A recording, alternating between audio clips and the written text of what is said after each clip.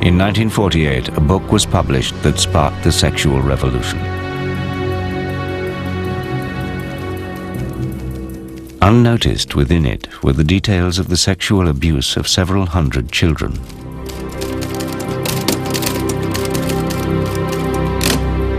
Who were these children? Who were their abusers?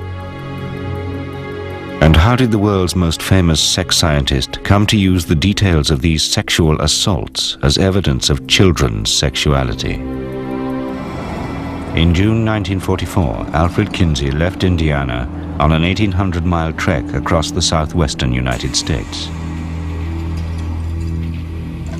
He was going to a clandestine meeting with a man who was to become his prime source of information about child sexuality. The man was a U.S. government land examiner called Rex King. To protect him, Kinsey gave him the code name Mr. Green. His job took him across Arizona and New Mexico, trips he used to prey on children. He molested at least 800 boys and girls, recording the details in explicit handwritten diaries.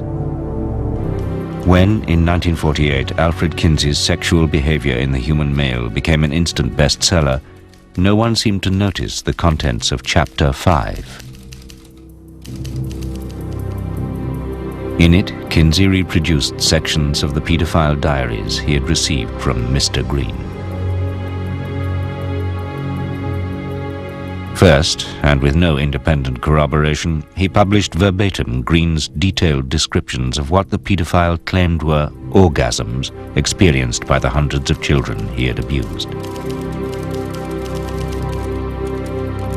Extreme tension with violent convulsion, often involving the sudden heaving and jerking of the whole body, groaning, sobbing, or more violent cries, sometimes with an abundance of tears, especially among younger children. Green had also carried out what he claimed were scientific experiments to determine the age at which boys were first capable of orgasms. For the experiment, he masturbated 317 infants and children from 2 months to 15 years old, recording which ones achieved what he interpreted as orgasms. Kinsey reproduced this as Table 31. In Table 32, he laid out the time it had taken Green to bring each of these children to these so-called orgasms. Green also claimed that his experiments proved that, given sufficient adult stimulation, some of the boys were capable of multiple orgasms. Again, with no way of checking the claims, Kinsey simply reproduced them as scientific fact. Finally, in Table 34, Kinsey set out Green's notes on the time it had taken him to masturbate the children to multiple orgasms. The average interval between the first and second climaxes ranged from less than 10 seconds to 30 minutes or more. Even the youngest males, as young as 5 months in age, are capable of such repeated reactions. The table suggested that some children, including a 4-year-old boy, had been masturbated over a 24-hour period.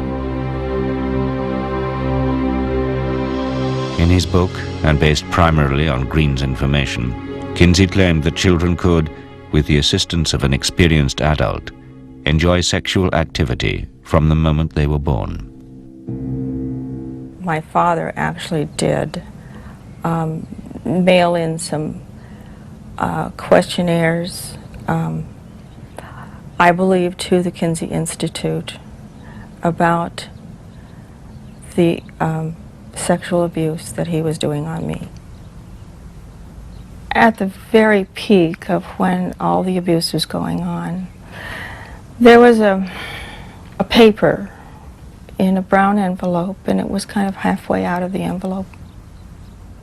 The envelope had blown a little bit, and I went to put it back on the dresser, and I saw that there were questions there.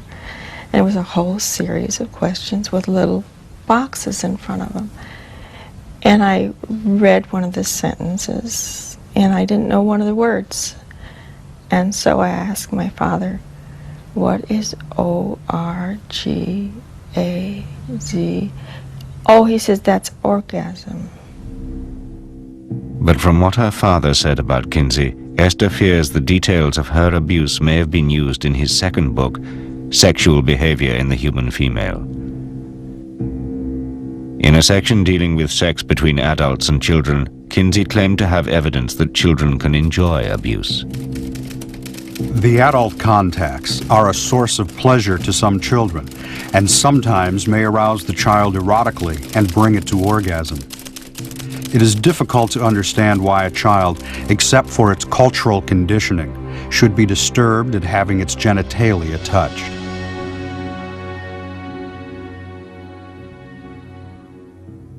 But for Esther, some memories are so painful they stand out even 50 years later. My school was going to have a little operetta. When I got on stage, I was so scared because I knew what was going to happen on the way home. My father put me in the back seat and, of course, continued to sexually abuse me. But I looked out the back window and there was a gorgeous, beautiful moon and stars. And it's very difficult to say it.